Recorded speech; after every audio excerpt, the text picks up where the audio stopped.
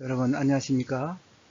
이번 시간에는 제10장 아동복지에 대해서 살펴보도록 하겠습니다.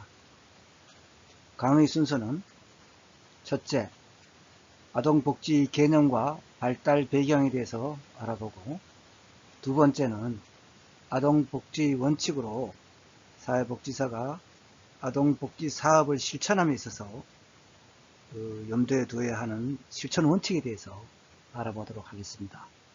셋째, 아동복지 내용. 넷째, 아동복지 서비스 분야. 끝으로 아동복지의 전망과 과제에 대해서 알아보도록 하겠습니다.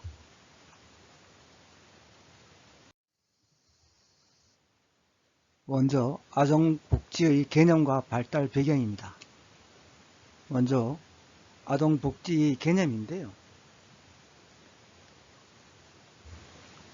아동복지는 아동에 대한 그런 이념적 목표가 되는 아동의 복지 증진과 그것을 향한 실천적 활동을 포함하는 개념으로 사용하고 있습니다. 사회복지사전에 의하면은 아동복지는 일반적으로 특수한 장애를 가진 아동은 물론이고 모든 아동들이 가족 및 사회의 일원으로서 또 신체적으로나 정신적으로 건전하게 성장 발달할 수 있도록 지역사회나 또 사회복지 서비스 분야에 있는 그런 공사단체나 기관들이 협력해 가지고 아동복지에 필요한 사업을 계획하고 실행에 옮기는 조직적인 활동으로 정의를 할 수 있겠습니다.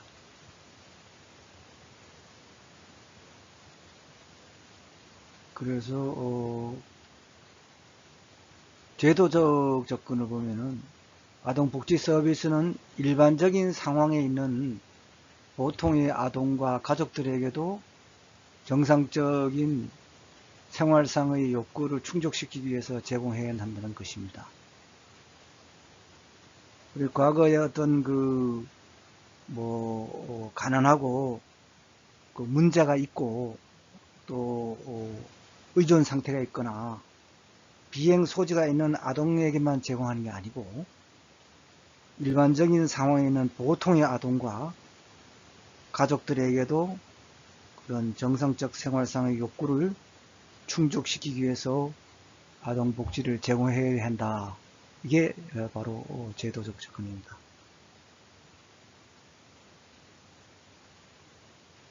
그래서 과거의 어떤 도덕과 규범에만 의존했던 그런 시대와는 달리 그런 산업화되고 복잡한 사회에서 각종 질병이라든가 또 사고 또 백과적화 또 빈곤이란 기타 사유이란 가족 해체 현상이 많이 발생되기 때문에 어떤 가족도 그런 완벽하게 자립하는 것은 불가능하게 되었고 언제 또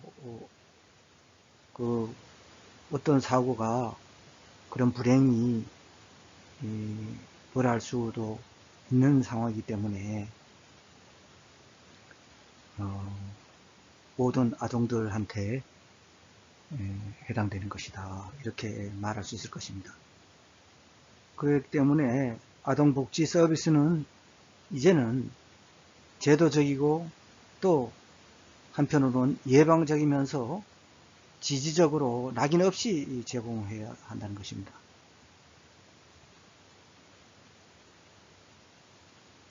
그래서 가정에서 또 원만하지 못해서 어떤 위험에 처할 수 있는 소지가 있는 그런 가정에 대해서는 지지적으로 도움을 줌으로써 아동들이 건전하고 행복하게 살 수 있게끔 가족을 지지적으로 도와준다. 그런 뜻입니다. 그래서 실천적인 면에를 보면은 그 아동 문제 이런 것이 사실 전문적인 능력이 있어야 됩니다.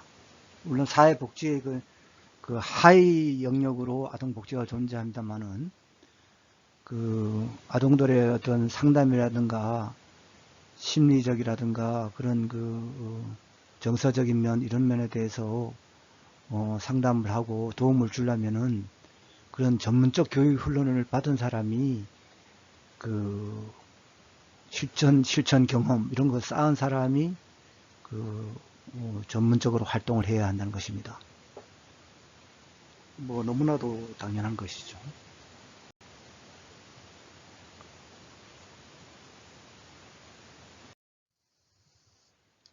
다음은 두 번째로 아동복지의 발달 배경을 살펴보겠습니다.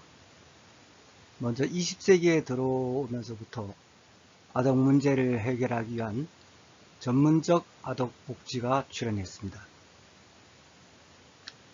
역사적으로 아동 문제의 해결책은 가능한 문제의 원천을 봉쇄하고자 정거대적인 피임이라든가 유기, 그 다음에 유산, 유아 살해 등의 방법들이 다양하게 행행하여 왔음을 찾아볼 수가 있습니다. 그러나 이러한 행위는 사회 사상이나 이념의 발전과 변화로 인하여 점차 감소되었습니다. 그래서 대표적인 이념으로 인본주의와 기독교 사상이 등장했습니다. 이들의 등장으로 인해서 이전에 수용되었던 아동 문제 해결 그 방법의 부당함과 아동 생명의 경신은 곧 범죄임이 인식되기에 이르렀죠. 그래서 아동복지가 개인적 의무에서 종교적 의무로 바뀌고 또 나아가서 시민적 의무로 발전하게 하는 원동력이 되었습니다.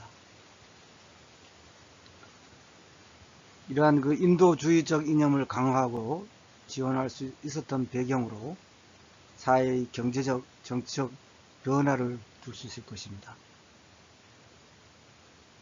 역사적으로 경제적 상황이 어려울 때는 아동에 대한 보호를 실현하기가 어려웠습니다. 아무래도 경제가 불황이 되면은 재원이 없기 때문에 아동에 대한 그런 실질적인 보호를 하기가 어려웠겠죠. 그러나 이제 산업혁명을 토대로 증대된 생산력은 다수의 요구 아동을 돌볼 수 있는 여력이 생기게 되었죠. 또 무엇보다도 정치적으로 투표권 등 시민적 권리가 빈곤계층의 부모를 망하여 모든 국민에게 부여되기 때문에 아동의 욕구를 충족시킴으로써 사회의 불안이나 불균형의 위협을 감소시킬 수 있다는 현실적인 인식 또한 아동복지를 발전시킨 데 기여하게 됐습니다.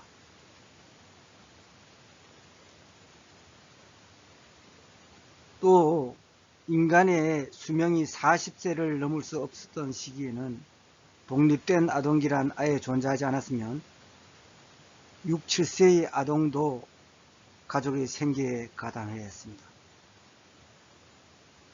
그러니까 수명이 이렇게 짧았던 시기에는 독립된 아동기라고 따로 존재하지도 않았다 이거죠. 심지어 6, 7세의 아동들도 생계에 대해서 일을 해야 했다 이거죠.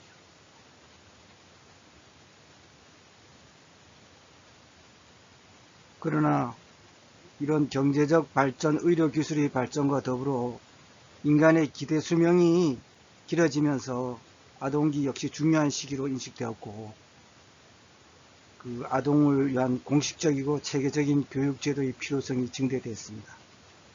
이 기대 여명이라고 교재에 있습니다만은 기대 수명이라 하고 기대 여명이라고 합니다. 0세부터 출생해서 남은 기대가 수명이 남아있다는 기대 연명도 되고 기대 수명도 같이 쓸 수 있는데, 참고적으로 우리나라 같은 경우는 2020년의 기대 수명이 전체로 평균은 83.5세입니다. 세계 각국 평균 73세인데 우리나라는 83.5세로 상당히 높죠. 기대 수명이 긴 나라에 속합니다. 세계에서. 일본, 스위스 등이 이어 기대 수명이 한국이 상당히 긴 나라에 속하고, 또 전체의 83.5세이고 남녀로 구분해보면 남자가 80.5세, 여자가 86.5세로 나타나고 있습니다. 그리고 보건복지부에서 2021년 보건통계에 보건복지부 자료를 보면 2009년에 80세 기대 수명이라는 것이 2019년도에는 83.3세가 됐습니다. 그래서 2019년에 우리가 83.3세로 됐는데, 참고적으로 OECD 평균 한번 봅시다. OECD 같은 경우는 2009년에 79세에서 2019년에 81세로 됐습니다. 그래서 우리나라가 OECD와 비교해도 2003년이 길다, 이렇게 볼 수가 있을 것입니다.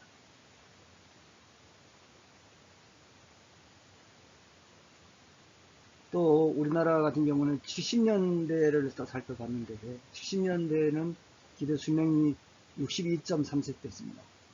굉장히 짧았죠. 그러던 것이 2020년에는 83.5세로 21년이 늘어났습니다. 무려. 그리고 여자가 남자보다 한 6년 정도 더 긴 것으로 나타났습니다.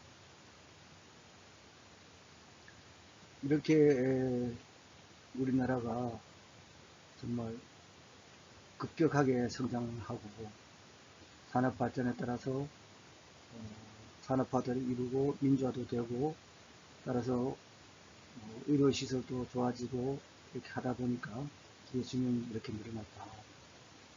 그래서 이런 같은 경우는 이렇게 됨으로써 아동기에 대한 공식적이고 체계적인 교육 제도의 필요성도 증대되기 이르렀다는 것입니다. 아울러 종합복지 기능을 담당했던 가족, 이웃과 같은 1차적 사회제도의 기능은 산업화, 도시화와 더불어 그 기능이 축소되거나 상실되면서 아동복지 서비스를 전담하는 전문적 교육기관이 요구되었습니다. 우리나라도 핵가족화가 증가되면서 노인 중심의 가치관이 자연스럽게 자녀 중심의 가치관으로 전환되었고, 평균 5 내지 6명의 형제자매 가정에서 성장했던 여성들은 2 내지 3명의 자녀를 출산했었으나 2000년대로 들어오면서 여성의 출산율은 1.19를 밑돌고 있는 실정입니다. 그러니까 지금 2021년도의 합계 출산율을 보면은 0.83명이거든요. 가임기간 15세에서부터 49세의 가임기간인데, 2019년도에는 0.918 되는데 2021년도에는 합계 출산율이 0.83명으로 정말 최저 수준이죠. 이렇듯 초저출산을 인해서 부모와 아동 간의 정서적 애착관계는 보다 친밀하고 강렬한 융합으로 표출되기도 했습니다. 그래서 중요한 지위를 차지하게 한 아동에 대한 인식의 증대는 그러한 그들이 직면한 재반 문제에 대비하기 위한 아동복지 제도와 서비스의 발전으로 이어졌습니다. 그래서 유엔총회에서 아동의 권리에 관한 국제협약이 이제 효력을 발휘하게 되는데요. 그 90년 9월 1일에 이거는 뭔가 하면은 아동을 단순히 보호를 필요로 하는 대상이 아닌 독립적 기본 권리와 자유를 향유하는 주체로 인정하고 아동과 관련한 모든 결정에 있어서 아동의 최선 이익이 1차적 기준이 되어야 함을 법적으로 명시했습니다. 아동의 법적 지위를 최고 수준으로 높여놓았다고 할 수 있죠. 그래서 4대 권리로 생존의 권리, 또 교육, 놀이, 여가 등 발달의 권리, 또 착취, 학대에서 보호하는 보호의 권리, 또 사회활동 참여, 의사를 표현하는 참여의 권리, 4대 권리가 주어졌습니다. 외국의 아동복지를 한번 살펴보겠습니다. 외국의 아동복지하면 의뢰 영국부터 나오는데요. 그 발달 과정에서도 배웠죠. 영국의 엘리자베스 국인법의 도입을 통해서 아동복지 제도와 서비스가 발전하였습니다. 그래서 국인법은 여러 차례 개정을 통해서 아동복지에 기초가 되었습니다.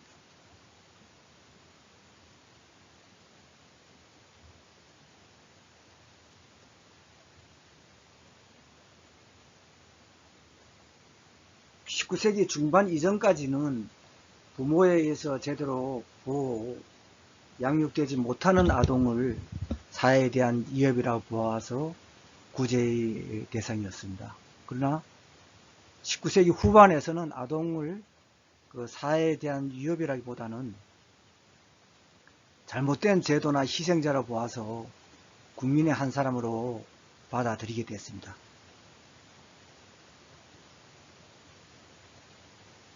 즉 구조적인 요인으로 봤다 이겁니다. 그래서 현대적으로 의미로 또 아동복지를 해석하면 아동은 어떤 희생자라는 관점에서 미래에 대한 투자의 관점으로 변화하게 되었습니다.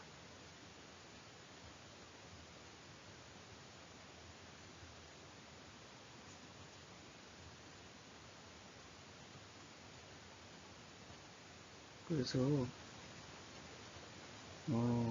현대적 의미에서 영국의 아동복지는 1948년도 아동법의 통과 이후 이제 조금 전에 말씀드린 그런 미래에 대한 투자라는 관점으로 변하면서 1989년도 개정 아동법에서는 가족에게 관심을 두고 아동, 가족, 지방정부와 국가와의 관계를 다루면서 아동보호를 목적으로 하고 있습니다. 그래서 1999년 시작된 슈어 스타트는 영국의 대표적인 복지 정책인데요. 이거는 빈곤 소외 지역과 일반 아동과의 차이는 성인이 된 뒤에도 지속 확장된다는 문제의식을 가지고 시작했습니다.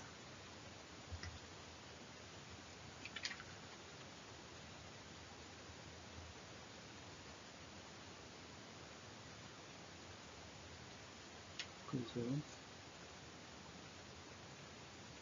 우리나라 같은 경우도 위 스타트 운동 같은 경우는 그런 빈곤층 아동의 가난 대물림을 끊어주자, 이게 위스타트 운동으로 유명하지 않습니까? 마찬가지로 빈곤 소외 지역 같은 경우에 그냥 놔둘 경우에는 일반 아동과의 격차가 벌어져 가지고 나중에 성인이 된 뒤에도 계속 지속되고 확장 더 커진다 이거죠. 그래서 그런 문제 때문에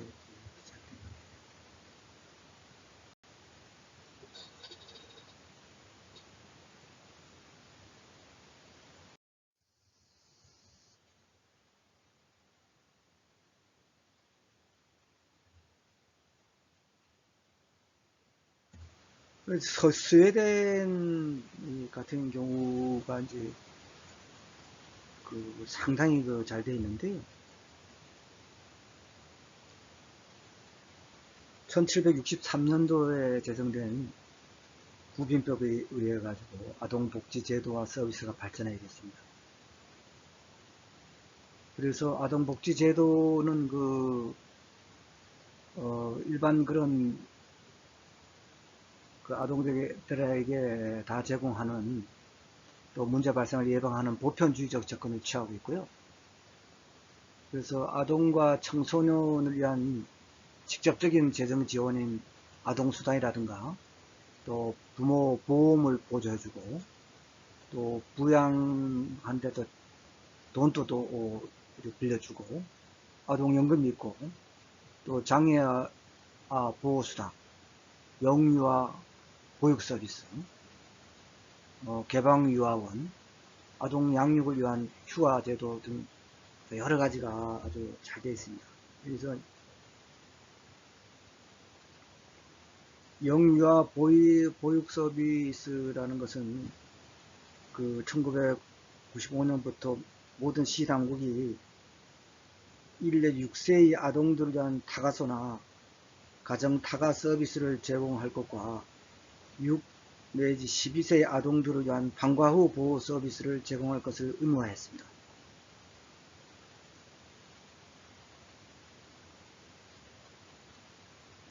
또 개방유아원 이런 같은 경우에는 낮 동안 돌봐줄 부모나 탁아모가 그 자녀들이 교육적, 사회적 활동에 자녀들과 함께 참여하는 프로그램입니다. 이게 이제 국가 예산 운영되고 있는데요. 그리고 이제 아동 양육을 위한 휴가 제도가 그 이전보다 강화되고 취업 부모뿐만 아니라 취업 조부모, 우리도 할머니 할아버지들이 손주들을 많이 보지 않습니까? 그죠? 이 나라 같은 조부모도 취업 조부모 같은 경우도 유급휴가를 낼 수 있게 되어 있습니다.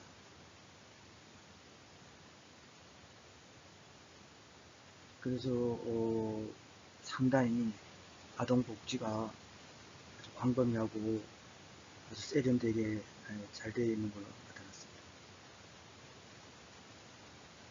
그래서 남녀로 하여금 직장과 가정생활을 조화시킬 수 있도록 원조하는 정책의 중요성을 강조하여 정부의 아동과 그 가족 복지에 대한 지속적인 투자 의지를 보여주고 있습니다.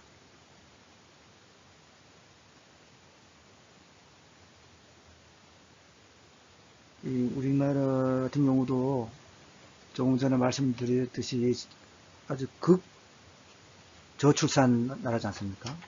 초저출산 나라인데 이게 보통 일이 아닙니다. 이게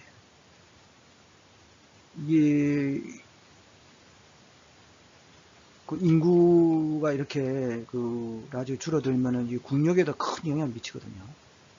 생산력이 저하되고 경제도 침체되고 이게 보통 문제가 아니거든요.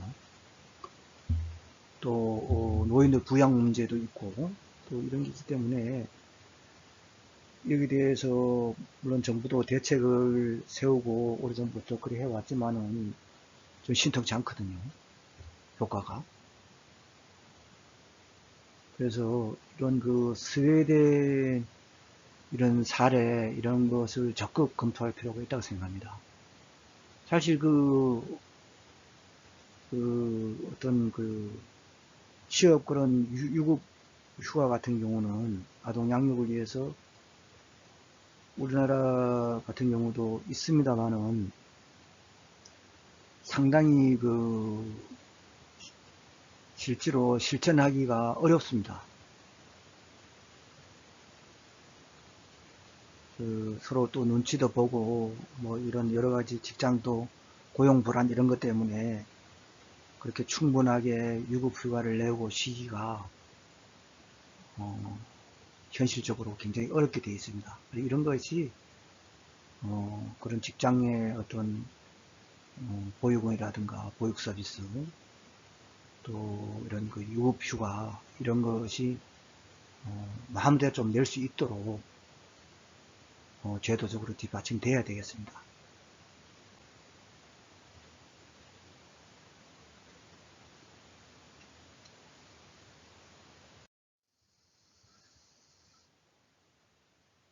미국 같은 나라 같은 경우에는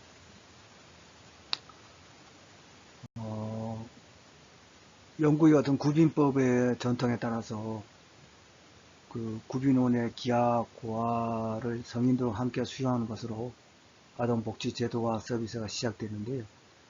미국은 그 자녀적 접근 아동복지 서비스를 고수해 왔습니다. 미국은 좀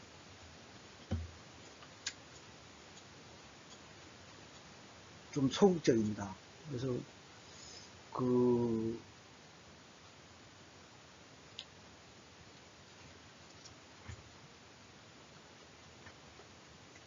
영국으로부터 그런 독립 후 자급자족을 할 수 없는 아동과 가족들을 시설에 구호로서 빈약한 원조를 제공해 왔습니다.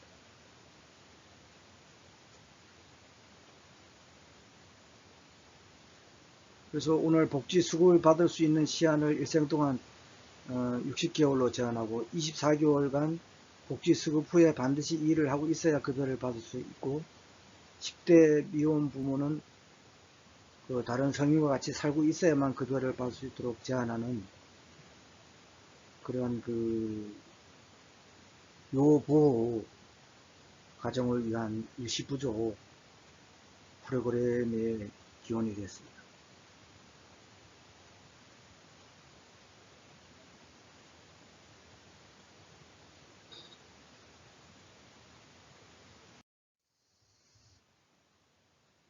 그래서 미국은 그 오랜 동안 그 어떤 자조정신을 항상 강조해 왔죠.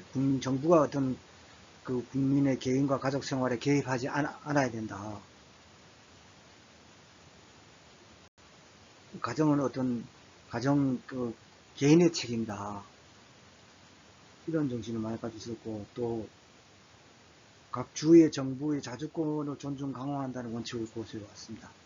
그러나 이제 지역 간의 그런 삶의 질에 현격한 차이가 드러나서 문제가 생겼습니다. 그래서 1909년 1차 그 백악관 회의에 미국 연방정부에서 아동 문제를 전담하는 아동국을 설치를 했습니다. 그래서 아동 노동의 착취를 금지하고 아동의 안전과 보건에 관한 기준을 마련하게 됐습니다. 그리고 1930년대 경제 대공황이 있었죠, 그죠? 1935년에 사회보장법이 제정을 이루면서 요보 아동 구조를 설립하게 됐죠. AFDC라고 발전하게 되었습니다. 1964년대 존슨 그 행정부에서는 그 도시 빈민층 자녀들 위해서 취학 전 빈곤 아동에게 그런 언어라든가 보건, 정서 등 다방면에 걸친 포괄적인 서비스를 제공해서 빈곤의 악순환을 끊겠다는 취지로 헤드스타트 프로그램과 또 푸드스탬 프로그램 같은 다양한 프로그램들이 실시되기 이르렀습니다. 1990년대에 아동보육발전지원법이 제정됐고 1992년도에 아동양육지원 재개법, 또 1994년 아동양육지원명령법, 1998년 부적격 부모법 뭐 이런 것이 만들어지면서 부모의 책임을 강화하는 그런 법이 생겨났습니다.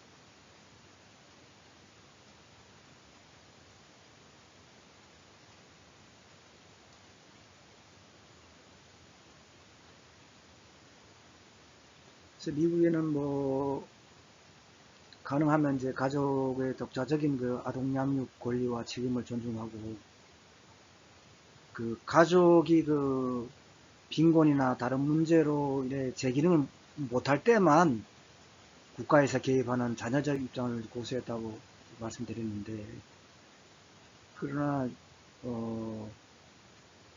지금 각국 그 아동복지 선진국에서 나타난 걸 보면은 그 보편주의적 접근이 그 보다 효과적이라는 것을 시사해주고 있습니다.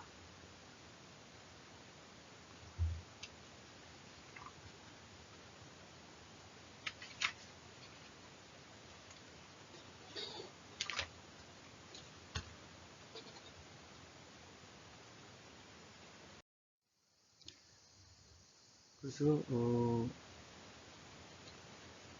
이거는 이제 말씀드렸으니까 보편주의적 접근이 보다 효과적이라는 것을 시사해주고 있다. 이런 것을 알아두시기 바랍니다. 우리나라의 아동복지는 어떠냐?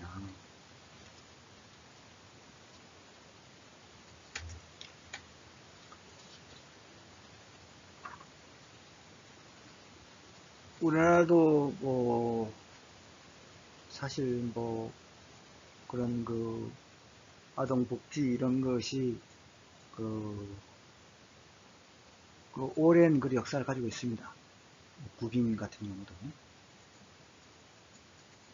그 삼국시대부터 천재지변이나 각종 재난이 있을 때 그 왕이 창의의 그 비축 양곡을 내가서 백성들을 구제했죠. 이른바 황과고도 해가지고 그 사궁, 이른바 사궁이라는데요. 한 늙고 아내가 없는 자,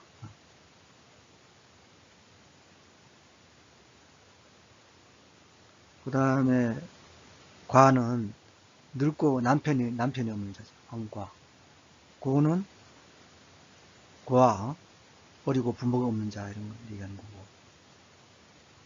독은 늙고 자녀가 없는 사람들. 자식이 없는 노인이죠. 그러니까 독은. 그래서 이런 사궁에 처한 사람들, 또 늙거나 병든 사람으로 자활할 수 없는 사람들에 대한 구제 사업을 실시했습니다. 그래서 삼국시대에서부터 고려시대까지는 그 불교의 어떤 자선사상 영향을 받아서 전문적 그런 구제제도를 시작했습니다. 조선시대에는 숙류 억불정책 썼죠.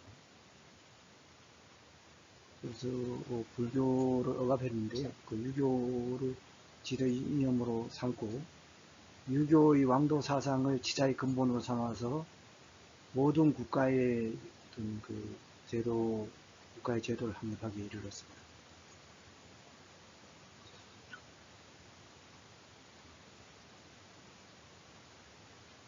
그러던 것이 1777년부터 그 한국 천주교회가 그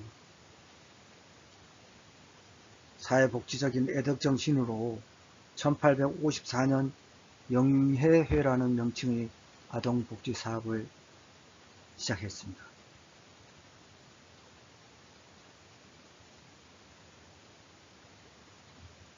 이거는 프랑스 파리의 아동구호 사업인 성령회의 한국명인데요. 그래서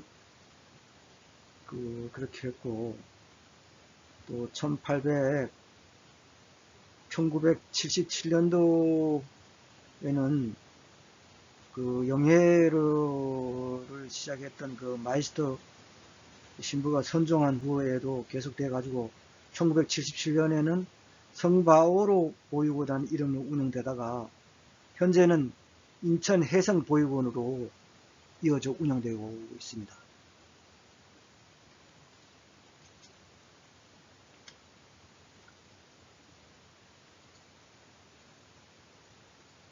그리고 1886년도에 언더우드가 고아들을 모아 예수학당, 구세학당을 시작했고요.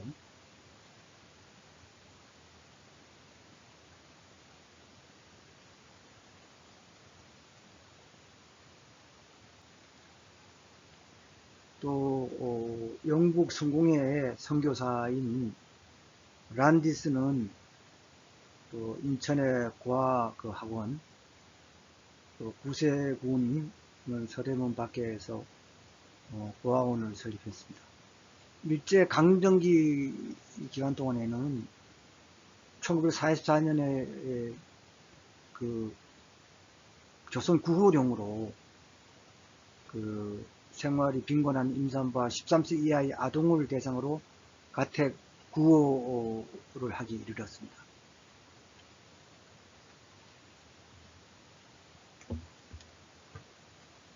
그래서 이때 1934년 말에 이르러서 전국의 23개의 아동복지시설에서 2천여 명의 아동이 수용보호되었는데요. 이 시기에 청도교의 소년운동은 그런 민족 독립운동을 성격이 띈 사회운동으로서 그런 그 봉건 시대 아동관을 불식시키고 새로운 아동관의 계명에 힘썼습니다. 그래서 이때 우리가 잘 아는 소파 방정환, 윤석중 등이 그 아동 애호 사상의 발전에 크게 기여했습니다.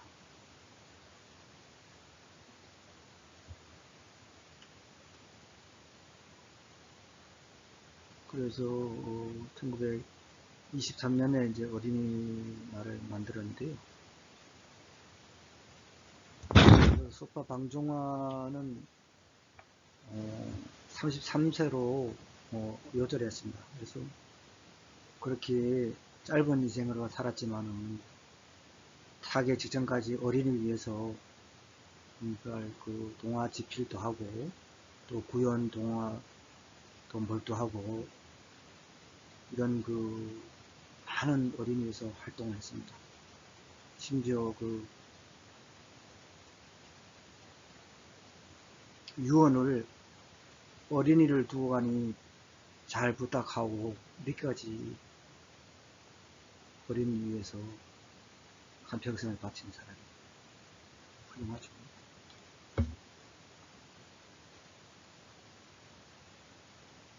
그리고 윤석중 또 아동문학가로서 오래도록 활동을 많이 했습니다. 우리의 교육은 뭐 그런 작사도 많이 하고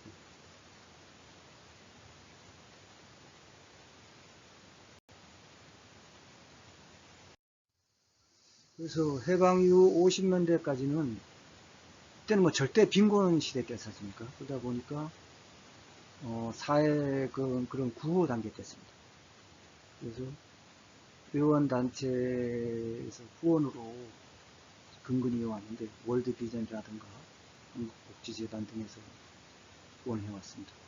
1961년도에 그 5.16 이제 군사정변 이후에 그런 그 국가 주도에서 경제개발 계획이 추진해서 성장 후 분배의 국가 발전 논리가 이제 그때 앞서섰습니다. 그래서 사회 복지에 대한 투자는 억제되어 왔습니다. 그렇지만 아동복지시설에 수용되는 아동 인구는 이제 증가해 오다가 70년대 이후에 점차 감소하는 추세를 보였습니다. 1961년에 그 아동복리법이 이제 아동복지법으로 되기 전에 아동복리법이 제정됐습니다. 그래서 이때 제정됐는데 아동복지제도의 사후조치적 자제적 성격이 됐습니다. 즉 뭐냐?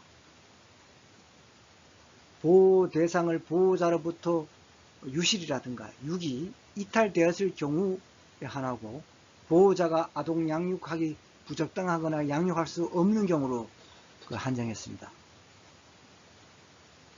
그 자녀적 성격이죠. 그래서 1970년대에 선별주의 단계를 지나서 드디어 81년도에 그래서 이때 아동복지법이 제정돼 그때는 이 아동복지법이 제정돼 가지고 아동을 만 18세 미만인 이 사람으로 규정했습니다. 만 18세 미만. 그래서 지금도 이제 그렇게 하고 있는데 보편주의를 지향했으나 실제 아동복지 사업 같은 경우에는 상당히 제한적이고 잔여적으로 이루어지고 있습니다. 그래서 1991년도에 아동권리 국제협약 그 회원국이 되었고요. 2000년도 아동복지법이 개정돼 가지고 아동은 단순한 보호 대상이 아닌 권리 주체로 보는 와가지고 국제협약의 정신을 많이 반영하게 됐습니다.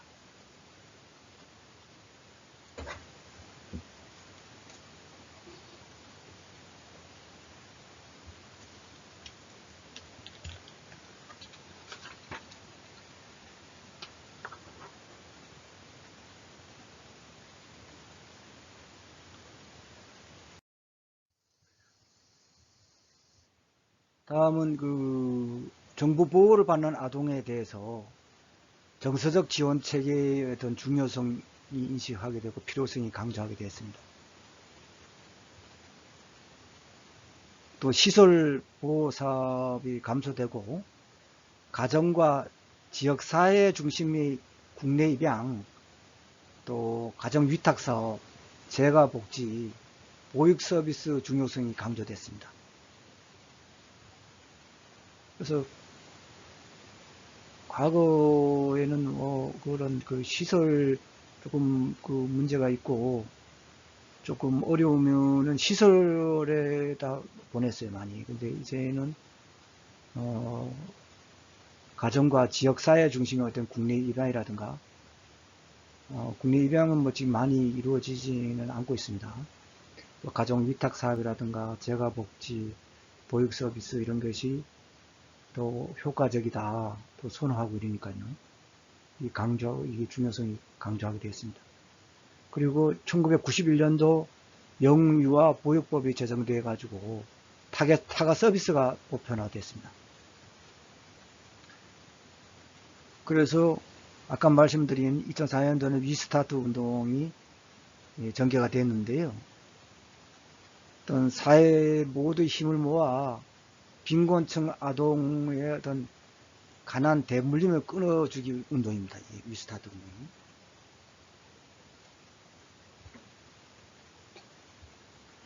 운동이. 사회 모두가 나서서 빈곤층의 아동의 삶의 출발을 도와주자, 이런 취지의 시민운동입니다. 여기서 위는 그 웰페어하고 에듀케이션하고 그 앞에 글자를 영문머리 글자로 된 겁니다. 그래서 이 두 부문이 운동의 핵심 영역이다, 이런 의미가 들어가 있습니다. 그래서 우리나라의 아동복지사업은 결론적으로 그 민간 책임에서 이제 국가 책임으로, 또 집단적 수용 보호에서 소규모 보호로, 또 시설 보호에서 재가 보호로, 포괄적 서비스에서 분화된 다양한 서비스로, 또 비전문적 개입에서 전문적 개입으로 발달하고 있습니다.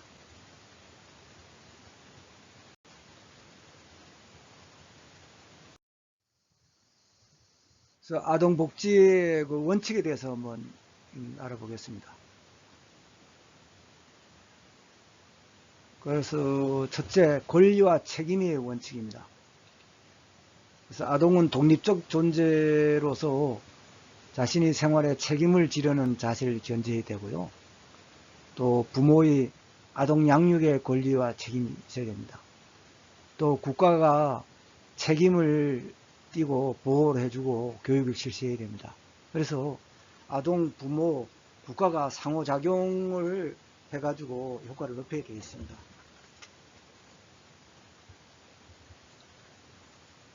그래서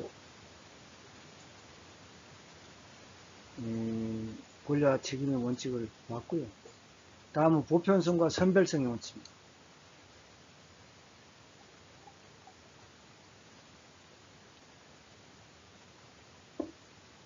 보편주의는 모든 아동을 대상으로 이제 서비스를 제공하는 걸 알고 있죠. 선별주의는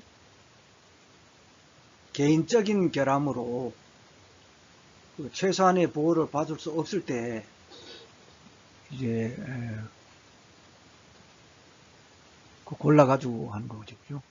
또 개발적 기능의 원칙은 예방적 의도적인 변화를 가져올 수 있는 개발지향적 아동복지체제입니다. 과거의 어떤 사후대책적 과거의 복지지향적이 아니고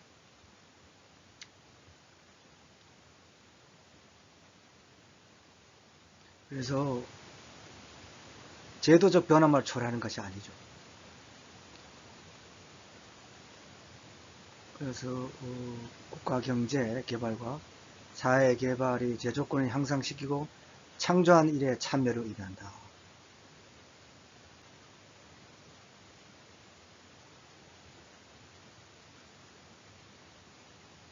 그래서 국가 발전에 이제 그런 능동적으로 참여하는 대상으로 삼아서 그들에게도 활동할 기회를 이제 준다. 이겁니다. 다음 통합성의 원칙은 아동의 어떤 신체, 정서, 인지, 사회 발달은 상호 연관되어 있다 이거죠. 그래서 가정이라든가 경제, 교육, 보건, 노동 등 여러 분야의 정책 이런 것이 통합적으로 우리가 접근해야 된다 이거죠.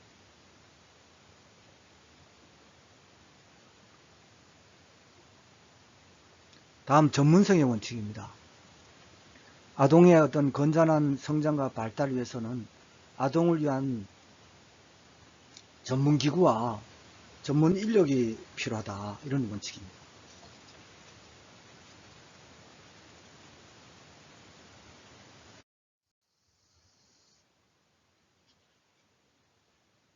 다음은 아동복지 대상체계에서 선별주의 보편주의인데요. 이건 뭐 여러분들이 너무나 많이 들으셨죠, 그죠? 그래서 보편주의는 뭐 대표적인 것이 아동수당 제도를 들 수 있죠. 우리나라도 지금 아동수당 제도가 생겼죠. 그리고 선별주의는 도움을 가장 필요로 하는 사람들에게 집중적으로 아동복지 서비스를 제공해 줌으로써 자금 및 자원의 낭비가 적고 또 그러다 보니까 경비가 적게 되겠죠. 불필요한 또 의존심 같은 거를 키워주지 않게 되죠.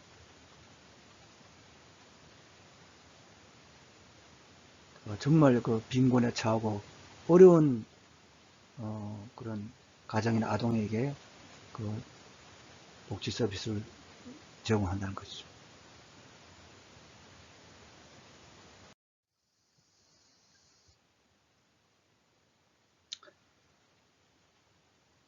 그래서 아동복지의 대상 체계에서 보면은 원칙적으로 이제 아동과 부모 및 가정인데요.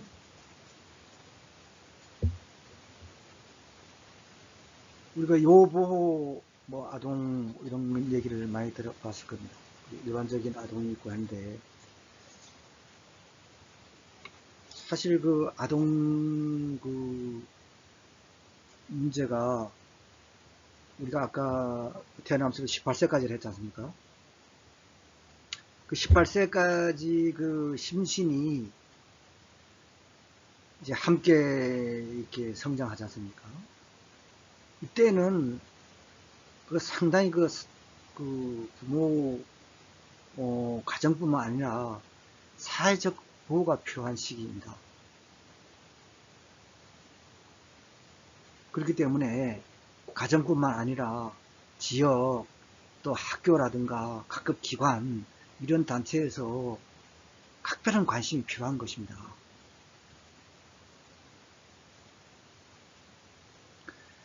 그래서 첫째 이게 가정인데요. 이 가족들 특히 그죠?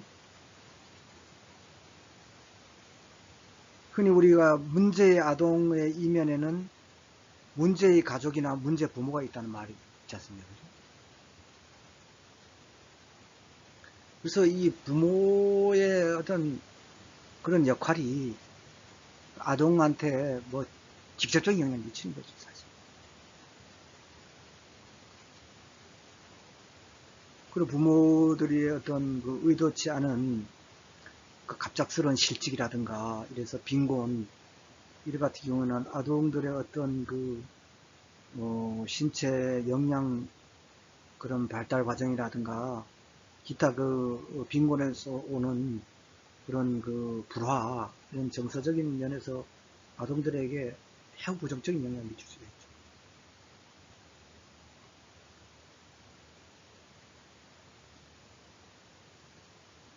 나아가서 교육기회 박탈과 함께 나아가서 그런 비행까지 연결될 수가 있습니다. 더구나 그 부모 같은 경우에 어떤 그 불화를 위한 그런 다툼이라든가 또 나아가서 이혼 또 사망을 해서 가족이 해체되는 경우에는 그 결손된 가정 같은 경우에는 이루 아동들이 말할 수 없는 상처를 받는 거죠.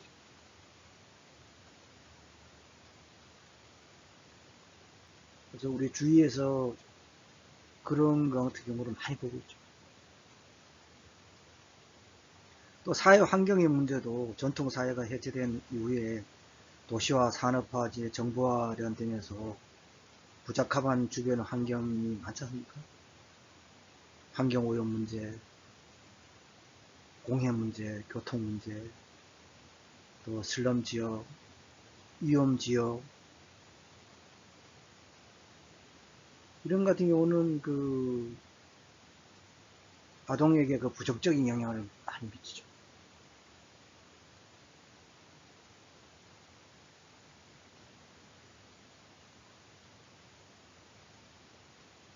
학교 주변 같은데 이런 데도 그런 아동 청소년한테 유의한 그런 영향을 미치는 이러한 그 상업 같은 이런 거는 배제되어야 되겠습니다. 그 부조절된 성인들의 행태 이런 그 상업적으로만 생각해가지고 아동들의 영향을 미치는 것을 가볍게 생각해서는 안 되겠습니다. 이런 같은 경우는 엄격하게 절제되어야 할 것입니다. 아동학대라든가 성폭행 등이 심각한 사회 문제가 되지 않습니까? 그런 나라의 미래를 위해서도 새싹들의 건전하고 또 건강한 모습으로 성장될 수 있도록 사회 환경이 정비가 되어야 되겠습니다. 또 아동들 같은 경우 부족인 문제가 있을 수 있습니다. 그 특수한 욕구를 지닌 장애 아동의 경우 특수한 그런 사회복지 서비스가 제공되어야 합니다. 그 지적장애 아동 같은 경우는 심리적으로 자기 학대라든가 자살, 학업, 포기 등의 문제 행동을 일으킬 소지가 있기 때문에 특별한 보호가 요구되고 있습니다. 그래서 지원 측에도 그런 그 핵가족화를 위한 맞벌이 가족이 증가되고 또 편부모 가족, 학대 이런 가족 이런 게 있지 않습니까? 아동이 가정에 홀로 방치됨으로써 다양한 아동 문제가 발생하고 있지 않습니까? 이런 같은 경우는 관계기관에 빨리 신고를 해야 되겠습니다. 그래서 그 사회적 지원 체계가 절실히 요구되고 있다. 또 경제적인 문제도 있습니다. 그죠? 경제적 불안정 같은 경우에는 아동들의 그 최소한 요구가 충족되지 않은 상태라서 건전한 성장과 발달에 장애인이 되고 있습니다.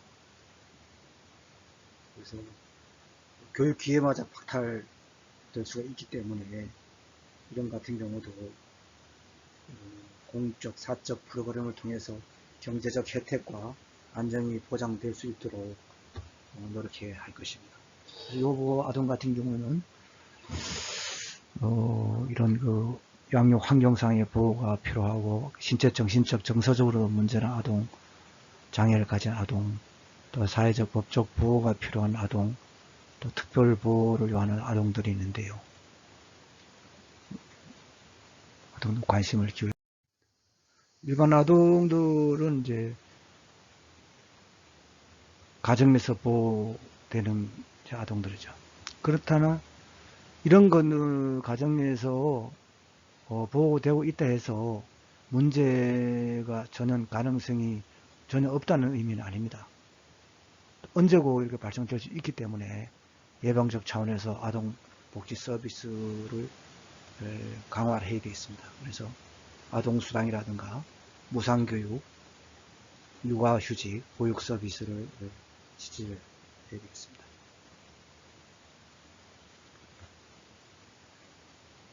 그래서 우리나라도 예언적으로는 많이 이렇게 제도를 신설해서 많이 실시하고 있습니다. 그러나 아직까지도 좀 사업 추진 면에서 보면은 자녀적 성격이 많고 또 특히 육아휴직 같은 경우에도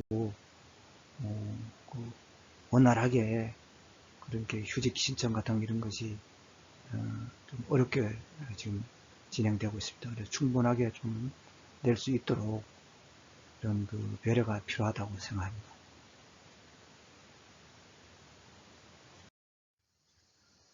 그래서 서비스 제공 장소에 의한 분류는요, 제가 서비스는 아동이 원가정에서 생활하면서 제공받는 서비스고요. 가정외 서비스는 원가정을 떠나서 시설이나 다른 가정에서 생활하는 서비스를 나눌 수 있는데요. 이게 이제 카두시는 지시적, 그 보충적, 대리적 서비스로 기능별로, 서비스 기능별로 분류했는데요. 이건 좀, 중요하니까 잘 좀 알아두시기 바랍니다. 그래서 이들 서비스는 또 지지적 서비스나 보충적 서비스나 이 대리적 서비스가 상호 배타적인 건 아닙니다. 서로 간에 보완 중첩될 수 있는 성질을 갖고 있는데요. 아까 모두에 조금 말씀드렸습니다만 지지적 서비스는 어떤 그 가정에 좀 아동의 욕구를 충족시키기 위해서 부모의 능력을 강화하는 거예요. 꼭 어떤 문제가 발생된 건 아니지만은 그럴 소지가 보일 때 미리 좀 적절한 서비스를 가족과 부모, 자녀 관계가 이제 제공하는 것이에요. 스트레스 같은 게 노출됐을 경우에 이 초기에 문제를 다루는 이제 이 방어선 역할을 하는 거죠. 지지적 서비스가. 그래서 스트레스가 계속 지속되고 싸우고 뭐 이런 같은 경우 가정 있지 않습니까? 애도 뭐 놔두고 가고 뭐 방치하고 이런 같은 경우에는 그래서 이혼이라든가 별거, 유기 등의 이런 결손이 발생될 소지가 있다. 이런 걸 막기 위해서 그 긴장을 좀 부모 자녀 간의 관계를 좀 감소시키고 가지고 있는 강점을 지원하고 일을 한다 이거죠. 그래서 아동이 속해 있는 원가정 구조를 침해하지 않으면서 이제 그 가정의 기능이 원활하게 될 수 있도록 그 지원해 주는 거거든요. 그래서 반면에 보충적 서비스는 가족의 어떤 사회적으로 체계 안에 들어가는 거예요. 가족에. 그 부모의 보호라든가 또 양육의 질이 부적절하거나 제약됐을 때 아동이 보호받아야 될 때 있죠. 그래서 보충적으로 부모의 어떤 사망이라든가 유기, 이혼, 별거에서 부모의 역할이 영구적으로 수행되기 어려울 때, 또 교도소라든가 수감됐을 때, 질병, 직업상의 이유로 일시적으로 부모의 역할 수행이 힘들 때 제공될 필요가 있죠. 그리고 근데 이제 부모의 실직, 장애, 사망은 가족 소득원의 상실을 뜻하죠. 이때는 이제 그 가정이 흔들릴 수 있잖아요. 아동이. 위험에 처하게 되잖아요. 그때는 사회보험제도와 이런 공적 부조와 같은 소득 보충 프로그램 이런 거 가동해야 되겠죠. 또 가정봉사원 파견 서비스, 보육 서비스 이런 거 하고 그죠. 대리적 서비스는 부모의 역할이 전부가 상실됐을 경우에, 이때는 부모를 대신해 가지고 대리로 가정 위탁 서비스라든가 입양 서비스, 더 나아가서 시설 보호 같은 거, 긴급 피난처나 그룹홈, 이제 여럿이 가정 같은 이런 데서 생활하게 하는 거, 그룹홈, 아동 양육 시설, 아동 치료 보호 시설, 치료가 필요한 아동들, 이런 것 같은 경우는 아동 치료 보호 시설에 보내야 되겠습니다. 이런 거 이제 대리적 부모 대신하는 거예요. 그래서 카드 시민이 얘기한 지지적 서비스하고 보충적 서비스, 대리적 서비스가 뭔지 여러분들이 구분할 수 있어야 되고, 이들 3자 서비스는 상호 배타적인 것은 아니다. 서로 간에 어떤 무한 중첩될 수 있는 성격을 가지고 있다. 이렇게 알아두시면 되겠습니다.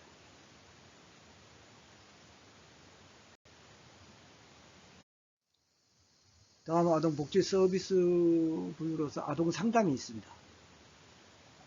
아동 가정 내 갈등 발생 시 가족 성원이 사회적 기능 개선으로 가족 붕괴 위험 방지하는 원조죠.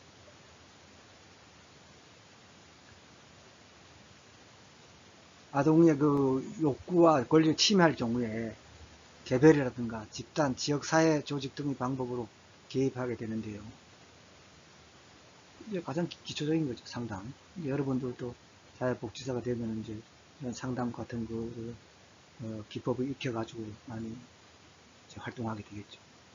다음은 방임, 또 아동을 방임하는 거, 학대 아동 같은 거 보호해야 됩니다. 그래서 협의회 정의는 학대는 주로 신체적 학대로 제한하는 경우가 있는데요. 광의에 보면은 아동에게 가해진 실제적인 피해 이외에 잠재적인 피해까지 포함합니다. 아동 발달의 전 영역에 관련되는 것이죠.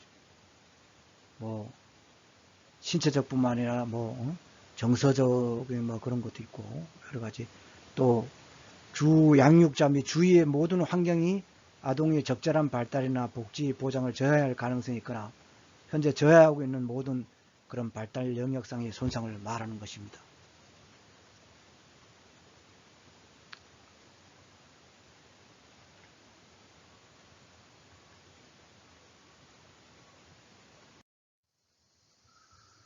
그래서 방임 학대 아동의 보호는, 학대 같은 경우 참 사회적으로 무리가 많이 일어나는데요. 아동의 학대를 좀 정확히 알아야 되는데요. 우선 뭐 가장 쉬운 게 이제 신체적 학대는 뭐 여러분 알죠. 신체에 대해서 그 손상을 주고 뭐 때리거나 뭐 이런 거죠. 떠밀고 뭐 움켜잡고 뭐 이런 거, 뺨을 때리고 뭐 벨트 등 도구를 사용해서 때리는 행위, 뭐 발로 차거나 물어뜯고 뭐 주먹으로 치는 행위, 팔다리 등을 심하게 비틀어 짜는 행위, 뭐 뜨거운 물이나 물체, 담뱃불 등으로 화상을 입히는 행위, 뭐 이런 거예요.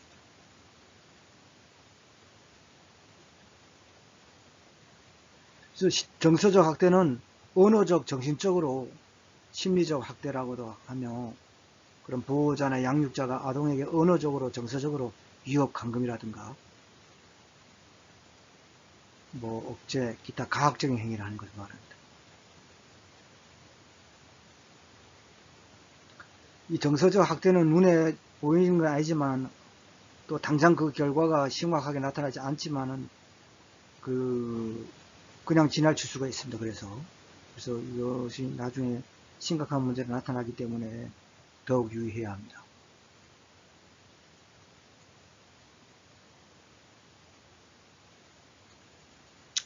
아동들이 보는 앞에서 부부싸움이라든가 다른 아동과 부정적으로 비교하는 행위도 금지해야 되겠습니다. 그리고 성학대라는 것은 뭐 여러분 너무 잘 알죠, 그죠? 잊어서는 안 되겠습니다. 부적절한 성적인 행동, 신체 아동아들한테 접촉하는 거,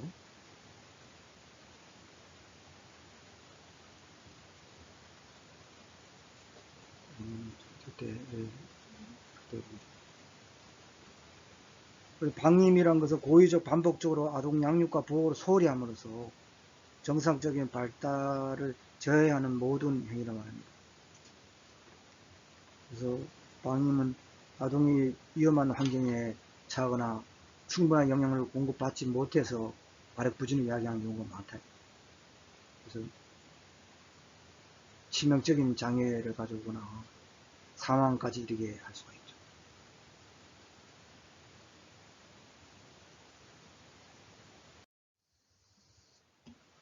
공공부조인데요. 소득 보조 사업의 한 부분이죠. 이거는 생활이 곤란한 상태인 자에게 국가 공공단체가 최종적인 생활 보장 수단으로서 최저 생활에 필요한 급여를 주는 거죠. 예로 국민기초생활보험법, 보장법이 있죠. 거택보호, 또 시설보호, 자활보호, 취업대우 뭐 이런 데까지 보호하는 거 자활보호, 교육보호, 의료보호가 있죠. 보육사업은 종래 타가사업이죠. 영유아며 아동이 부모나 가족으로부터 하루 종일 일정 기간 동안 양육받기가 어려울 때 타인이 일정 생활에 보호하고 잠재적인 능력을 개발하기 위해서 이제 교육적인 경험을 제공하는 사업이죠. 보육사업 이런 게 있다. 보육사업에는 보육장소는 자기 집 보육이 있고 또 가정 보육이 있고 또 직장 보육 시설이 있고 기관 보육 시설이 있습니다. 보육 시간은 이제 뭐 종일제, 뭐 시간제, 주간 보육, 야간 보육도 있고 24시간 보육도 있죠. 그래서 영유아 보육, 연령에 따라서 유아 보육, 방과 후 보육 이런 게 있는데요.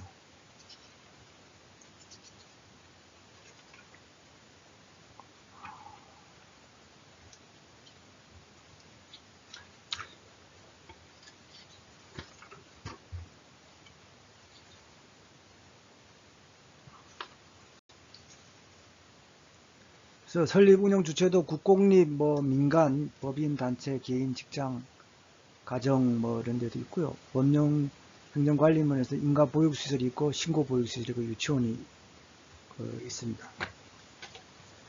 그래서 보육사업은 뭐 있다는 거를 참고로 알아두시고요.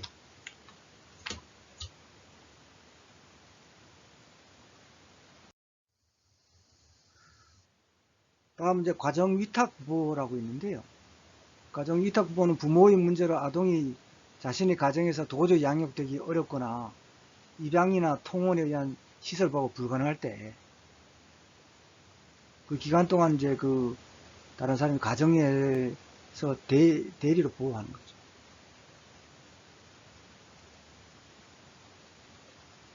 그리고 입양 같은 경우도 과거에 이제 가계 계승 목적으로 일가 친척들 사이에만 입양이 이루어졌습니다. 과거에는. 그래서 뭐 과거에 이제 주로 해외 입양을 많이 했는데요. 오늘날 이제 국내 입양을 많이 권장을 하고 있지만은 많이 이루어지지는 않고 있습니다. 요보 아동의 증가로 인해서 입양 사업의 조치가 필요하게 되었습니다. 시설 보호는 뭐 부모자로부터 부재라든가 보호자 부재, 보호자로부터 유기, 버림을 받거나 또는 이탈된 아동과 보호자가 양육하기 곤란한 아동을 만 18세 미만까지 집단 보호 서비스하는 거예요. 그래서 과거에는 시설부가 주로 이제 미아를 양육하는 데 일차 목적으로 뒀는데요. 오늘날에는 아동들의 건전한 성장과 인격 발달 및 사회적 치료를 목적으로 하여 아동 문제를 근본적으로 해결하는 시도하고 있습니다. 그래서 아동이 시설을 통해서 기본적인 욕구를 충족받고 교육 등을 통해서 사회인으로 기능할 수 있도록 하는 것입니다.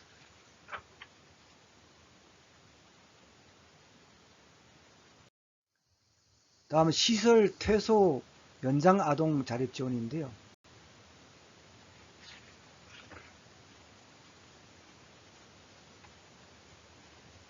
이거는 법적인 수용 한계 연령이 18세 이상 20세 미만의 아동으로 이제 가까운 장래에 퇴소해서 독립적인 사회생활을 해야 할 때 과도기에서 있는 청소년기의 아동을 말하는 것인데요. 아무래도 독립을 위한 그런 준비가 좀 부족하겠죠. 청소년기에. 18세 딱 돼가지고. 그런 같은 경우에 일차적인 지원처 그런 지원처에 결여된 상태에서는 충격과 위기를 직면하게 되겠죠. 아동이. 그래서 이들이 또 문제 청소년으로 전락될 수도 있지 않습니까? 그래서 연장 아동을 위해 퇴소 후에 자립을 지원해 줄 수 있는 지역사회로부터 비공식적인 지원이나 국가의 제도적 보장체가 필요하게 됐습니다. 그래서 그런 직업훈련이라든가 또 연장 아동 직장 주기, 자립생활관 운영 등을 실시하고 있습니다.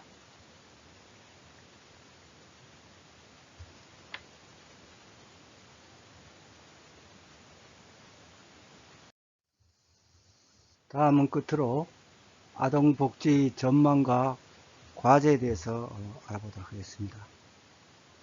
2000년대에 들어서 우리나라는 아동복지 목표로서 보편적, 예방적 아동복지 서비스를 정착하고, 두 번째로 전체 아동의 안녕과 행복 증진을 위한 환경 제공, 세 번째로 자녀 양육 유지 향상, 그다음에 네 번째로 서비스 공급 주체의 다원화 및 행정체계 개선을 강조하고 있습니다.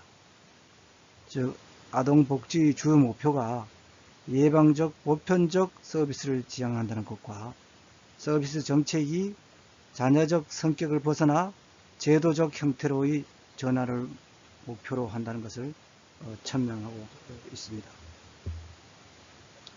그래서 과거에 보면 주로 불우한 아동들을 이제 수용 보호하고 어떤 요보 아동들, 불우한 아동들 뭐 이렇게만 주로 이제 접근을 했는데, 이제는 그게 아니라 앞으로의 과제는 이들을 포함한 일반 아동들도 같이 해서 모든 아동의 어떤 그런 복지 향상이라는 보편적이고 또 예방적인 그런 아동 서비스를, 아동 복지 서비스를 정착하도록 한다, 이런 얘기입니다.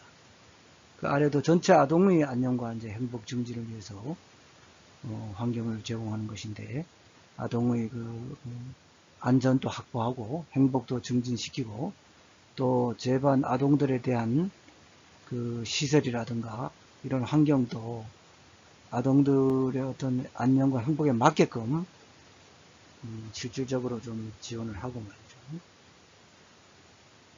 그리고 자녀 양육 위주 향상 같은 경우도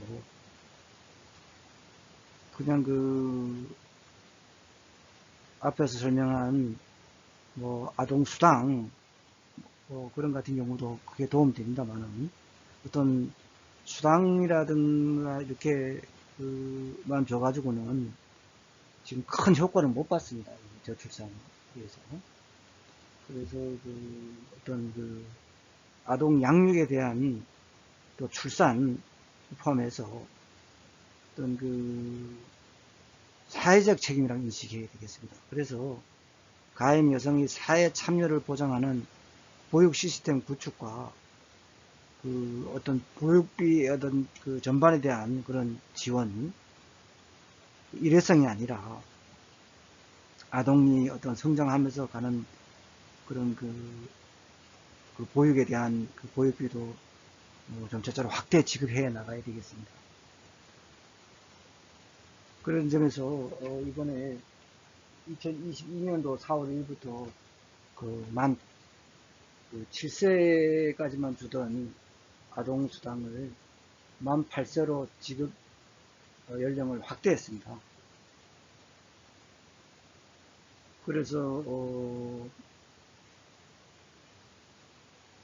지금 해당되는 부모 이런 사람들은 상당히 반색하고 좋아를 하고 있는데, 좀 인터넷 같은 거 보면은 좀 더 확대를 했으면 바랍니다, 그런 의견이 있더라고요.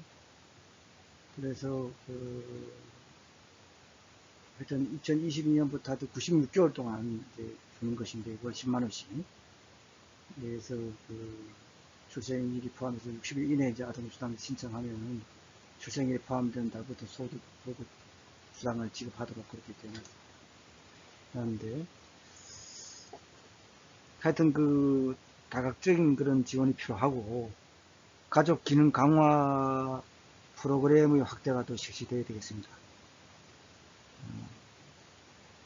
그리고 사회적 그 양극화 이런 것 때문에 또 부모들의 어떤 실직 이런 것 때문에 빈곤 아동의 증가를 초래할 수 있기 때문에, 이런 그 어려움에 처한 아동 관련해서는 공공부조의 확충을 통해서 아동의 어떤 정상적 성장과 교육이 이루어질 수 있도록 지원 수준이 확대되어야 할 것입니다.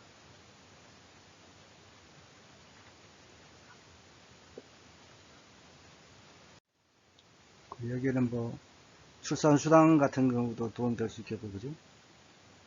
모든 가구의 출산수당, 또 부모의 육아휴직 제도도 좀 정착되어야 되겠습니다. 육아휴직도 이게 제도는 있는데,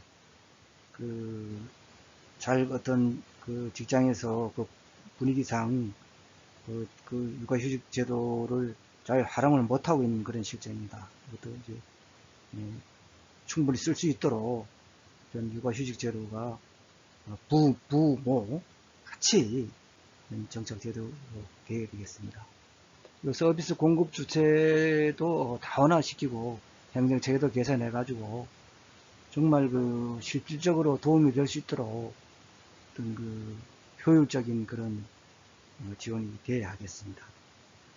그래서 이렇듯 그 사회 변화에 따라서 아동복지 여건이 이렇게 변하고 있는데 적절한 그런 대응을 해야 되겠습니다. 하여튼 그 아동복지 궁극적 목표는 아동 권리 증진이기 때문에 그 아동 권리에 대한 홍보, 계몽의 확산은 물론이고 아동 권리 협약 관련 관계자에 대한 교육, 교사라든가 사회복지사, 판사, 검찰과 경찰, 보건 인력 이런 데 대한 교육, 아동 안전 관련 제도의 보완과 정비, 아동이 있는 가족에 대한 경제적 지원, 아동학대 피해자를 위한 양질의 서비스 제공, 무상교육 확대, 학교폭력의 근절, 문화여가 프로그램의 개발, 아동안전의 보장 등의 주요 과제가 되겠습니다. 전 세계적인 아동복지 추세는 원가족과 친척들의 기능을 최대한 지지 강화하여 가능하면은 가족들과 친지들 사이에서 아동이 영입되도록 하는 것입니다. 최선의 아동복지는 곧 최선의 가족복지란 것을 잊어서는 안 되겠습니다. 그래서 이를 위해서는 안정된 가정에서 아동이 성장할 수 있도록 가족 기능을 지지 강화하기 위한 가족 보존 지원 정책이 개발되어야 할 것입니다.